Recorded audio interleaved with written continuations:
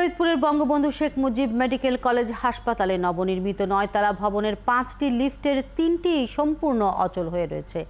বাকি দুটির মধ্যে একটি প্রায়শই নষ্ট থাকায় প্রতিদিন অন্তত 15,000 মানুষ ব্যবহার করছে একটি মাত্র লিফট। এতে চরম দুর্ভোগ পোহাতে হচ্ছে রোগী ও তাদের স্বজনদের। হাসপাতাল কর্তৃপক্ষের দাবি, বরাদ্দ না পাওয়ায় সচল করা যাচ্ছে না লিফটগুলো। মনিরুল ইসলাম টিটোর তথ্য ও ছবিতে প্রতিবেদন। এখন জন্ম সনদ দিয়ে খোলো বিকাশ স্টুডেন্ট অ্যাকাউন্ট। নিজের বিকাশ নিজে কর। ফরিদপুর, গোপালগঞ্জ, রাজবাড়ী, মাদারীপুর ও মাগুরা সহ অন্তত 10টি জেলার মানুষ চিকিৎসা সেবা নেন ফরিদপুরের বঙ্গবন্ধু শেখ মুজিব মেডিকেল কলেজ হাসপাতালে। 1000 শয্যার হাসপাতালটিতে প্রতিদিন গড়ে 900 থেকে 1000 রোগী অবস্থান করেন।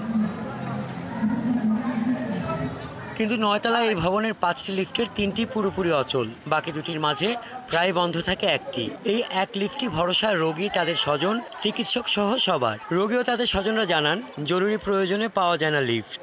গুরুতর রোগীদেরও সরু সিঁড়িতে ওঠানামা করতে হয়।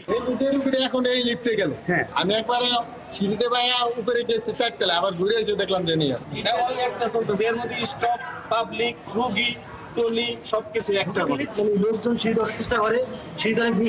হাসপাতালের পরিচালক জানান, লিফট রক্ষণাবেক্ষণ ও পরিচালনায় কোনো বাজেট স্বাস্থ্য বিভাগ থেকে বরাদ্দ নেই। দায়িত্বে থাকা গণপূর্ত অধিদপ্তরকে জানিয়েও ফল মিলছে না। তবে নতুন অর্থ বছরে বাজেট পেলে লিফট সংস্কার করা হবে। আমাদেরকে চিঠি দিয়ে জানিয়েছে যে ওনারা 23-24-এ কোনো বরাদ্দ আনতে পারে নাই, যার জন্য একটা বছর এই খাতে ওনারা কোনো টাকা কন্ট্রাক্টরকে দিতে পারেনি, যার জন্য কন্ট্রাক্টর আমাদেরকে জুন মাসের মাঝামাঝি জানাই দিছে যে ওনার জুনের 30 তারিখে পরে ওনারা কিছুই করতে পারবে না। আমি আমার মন্ত্রণালয়ের সচিব বরাবর মহোদয় পর্যন্ত এর মধ্যবর্তী স্বাস্থ্য অধিদপ্তর সব জায়গায় আমি জানিয়ে দিয়েছি যে আমরা লিফট নিয়ে এই ক্রাইসিসের ভিতরে আছি।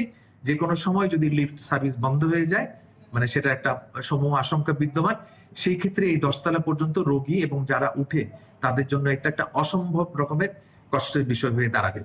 হাসপাতালটির লিফট দ্রুত সংস্কার করে সমস্যার সমাধান দাবি করছেন ভুক্তভোগীরা। হাসান আহমেদ, 71।